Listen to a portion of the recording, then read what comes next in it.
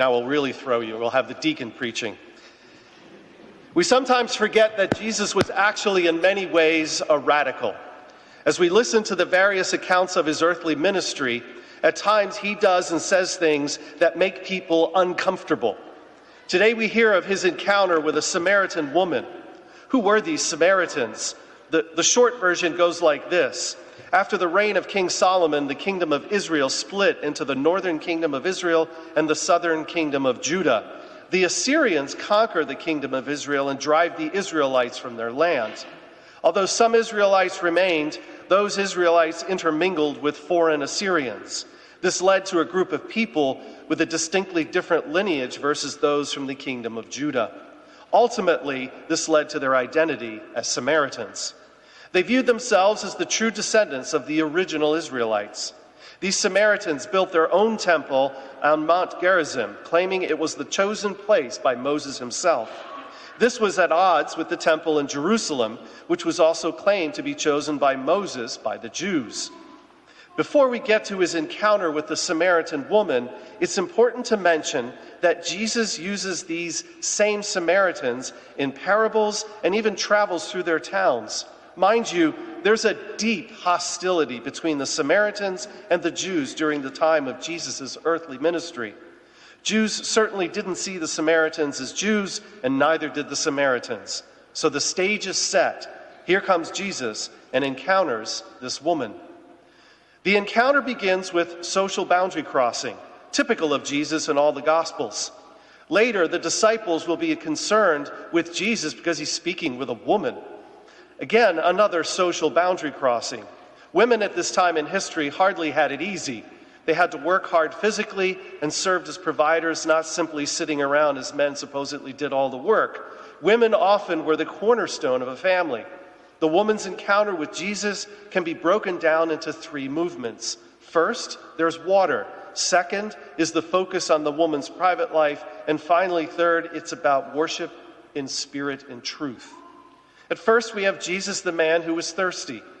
Then there is the focus not simply on water, but he mentions living water, the water that evokes images of baptism, purification, and being able to more clearly follow the will of God.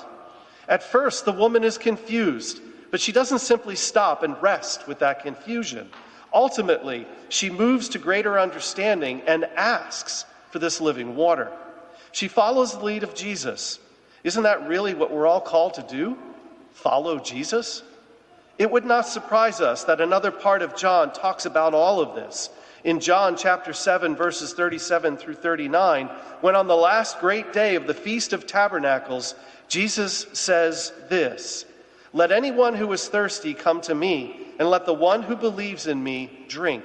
As the scripture has said, out of the believer's heart shall flow rivers of living water."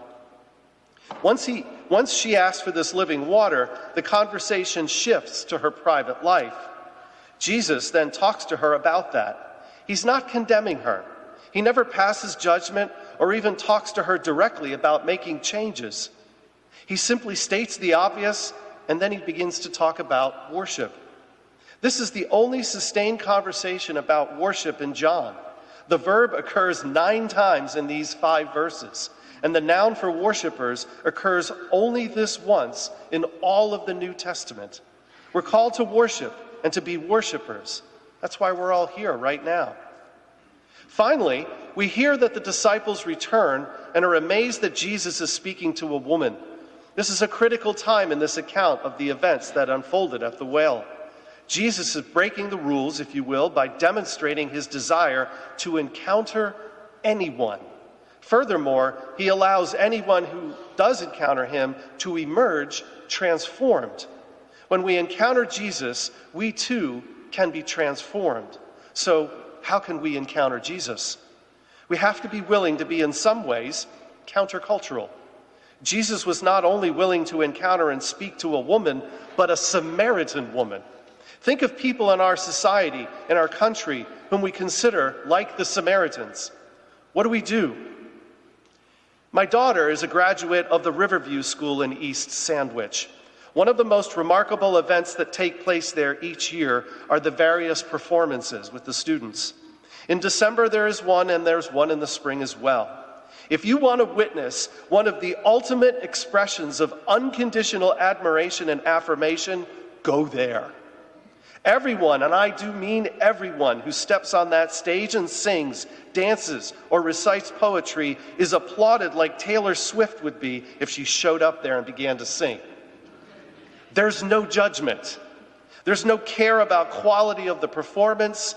All they care about is the person who's up there and acknowledging them as a person, a multi-talented human who happens to be different. Many of the students blow your mind because of how good they are.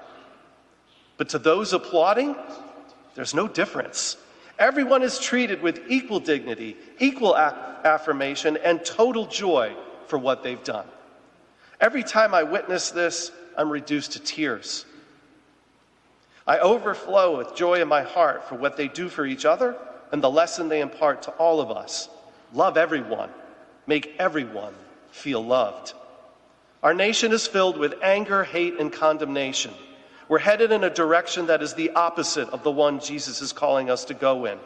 Jesus calls us to all of the following: love your enemies, do good to those who hate you, bless those who curse you, forgive those who harm you, give to everyone who reaches out for help, seek the advantage of others before seeking your own advantage.